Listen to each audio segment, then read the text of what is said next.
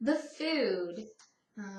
So I've mentioned a couple other places that my strategy with food was that I had some food that just lived on my bike all the time, and then every day I would usually make two food stops. One would be at a little store for things that can't just live on the bike. So that would be like meat or cheese, yogurt, fruits and veggies.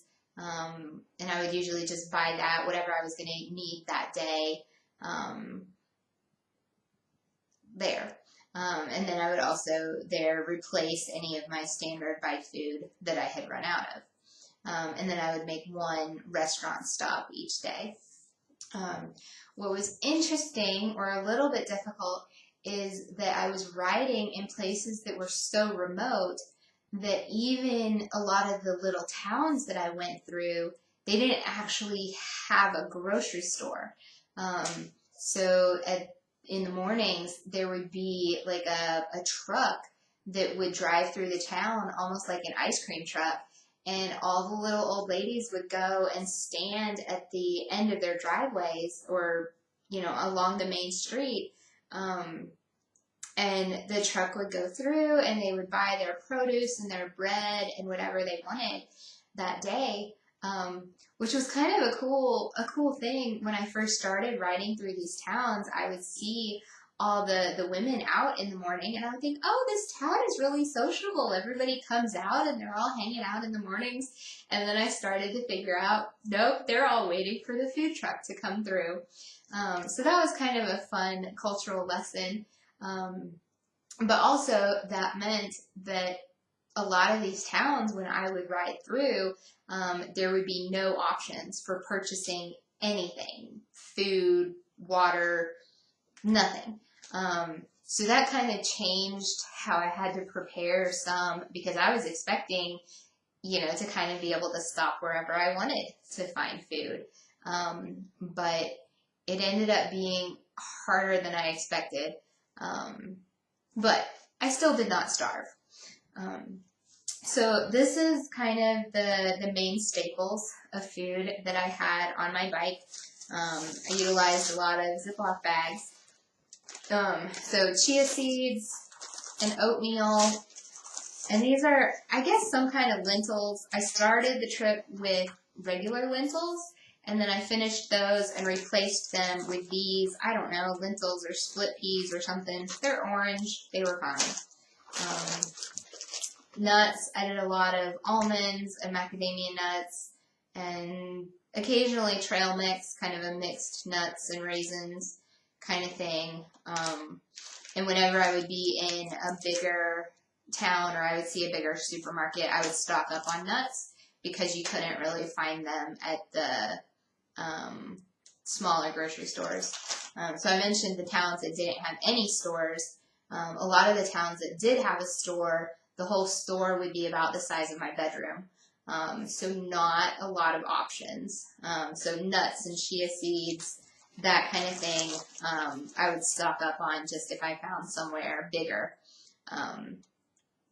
So that's those things. I also started the trip with some collagen protein powder. So I knew that protein was going to be kind of my biggest concern, since I can't just stock up on a bunch of meat because I don't have a refrigerator. And so protein was something that I kind of worried about. Canned tuna, peanut butter, electrolyte powder. So I put electrolytes in one of my water bottles every day for my ride.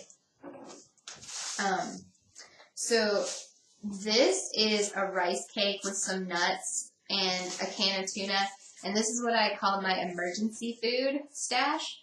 And it was not something that I ate in my normal rotation of eating, but was kind of reserved for times when my actual meal plans fell through and I didn't have normal whatever I was planning to eat. Then this was kind of a backup. And there was one day when I was really, really thankful that I had a backup, because I think that was an 80-kilometer day, and I never passed anywhere to buy food, either a store or a restaurant that was open. With the restrictions at that point, restaurants could be open if they had outdoor seating, but they were kind of hit and miss if they didn't have outdoor seating. And so the restaurant that I had found on Google the night before in my preparation ended up still being closed because of restrictions. And so on that 80-kilometer day, I was not able to purchase anything. And that day, I definitely went for my extra emergency stash that night to be able to have a meal.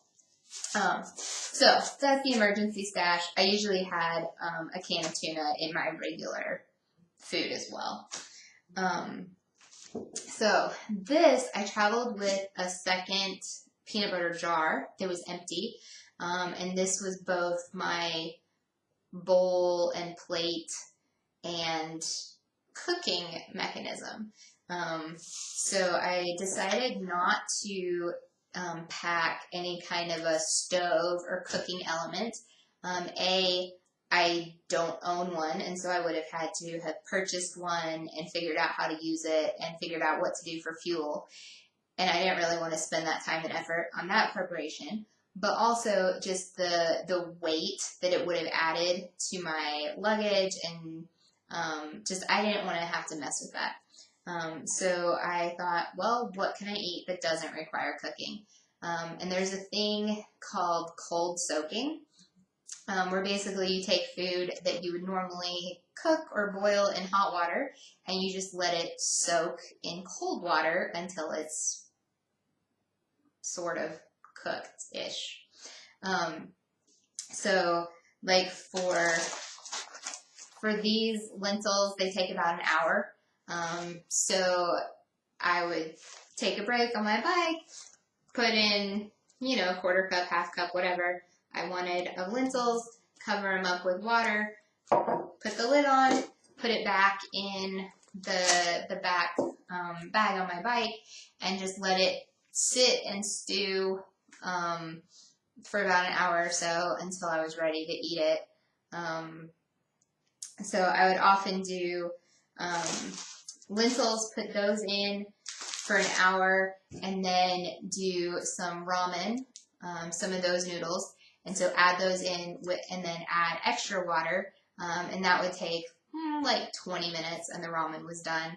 And then I would add in a can of tuna to get some kind of extra protein in there, stir it all up, good to go. So that was kind of one staple meal, I guess. And then I also did a mixture with oatmeal, chia seeds, and peanut butter. So I usually let the oatmeal and the chia seeds soak a little bit. Not long. They could do like 10 minutes, 5 minutes. And then add the peanut butter to it. If I had yogurt, I would add yogurt into that mix as well. That's what I would do my collagen protein with. So at the little stores, I would sometimes do like tortilla wraps. And so sometimes I would have that. And so one day I had even some salad in the wrap and added some lentils and tuna to that. Like I said, lots of nuts, deli meat when I stopped. Often at restaurants, I would order one meal with an extra portion of meat. Obviously, I was exercising all day, and I already said, protein was kind of one of my concerns. So they definitely look at you a little funny when you're like, yes, I'd like this meal and I'd like an extra chicken breast. But it was good, and it kept me fed and strong. So that's pretty much what I ate.